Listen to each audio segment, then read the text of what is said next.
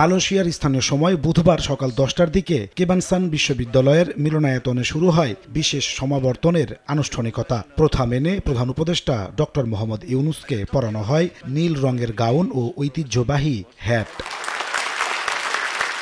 এ সময় বিশ্ববিদ্যালয়ের ঊর্ধ্বতন কর্মকর্তাদের উপস্থিতিতে প্রধান উপদেষ্টার হাতে তুলে দেওয়া হয় সম্মানসূচক ডক্টরেট ডিগ্রির সনদপত্র। এ সময় বিশ্ববিদ্যালয়টির স্কলার্সরা ভূয়সী প্রশংসা করেন এই নোবেল জয়ীর। সমাবর্তন বক্তব্যে ডক্টর ইউনূস বলেন, জুলাই অভ্যুত্থান নতুন বাংলাদেশ গড়ার বার্তা নিয়ে এসেছে। সংস্কার প্রধান লক্ষ্য উল্লেখ করে বলেন, বাংলাদেশের শান্তি স্থিতিশীলতা রক্ষায় কাজ করছে সরকার।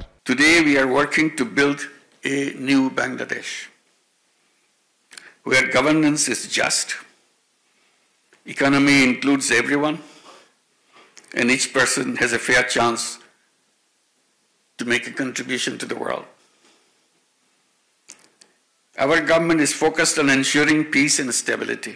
প্রধান উপদেষ্টা বলেন, গণতন্ত্র শক্তিশালী ও জনগণের কাছে ক্ষমতা হস্তান্তরে প্রতিশ্রুতিবদ্ধ তারা।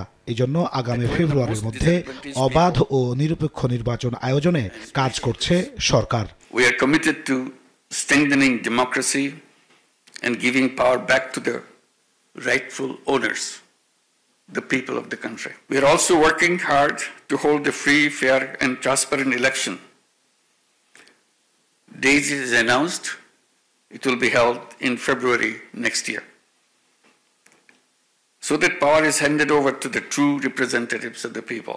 সমৃদ্ধ বাংলাদেশ গড়তে দরকার অর্থনৈতিক উন্নয়ন। এজন্য মালয়েশিয়াকে পাশে থাকার আহ্বান জানান doctor Mohammad Yunus. We need big changes in our economy. This includes supporting entrepreneurs, turning everybody into entrepreneurs, investing more in education and technology, and working closely with our international and our regional partners, such as our dear friend Malaysia. বিশ্বে এখন বিপুল সংখ্যক উদ্যোক্তা দরকার মন্তব্য করে doctor Yunus তরুণদের চাকরি না খুঁজে উদ্যোক্তা হওয়ার আহ্বান জানান। নাজমুস সালেহী, সময় সংবাদ।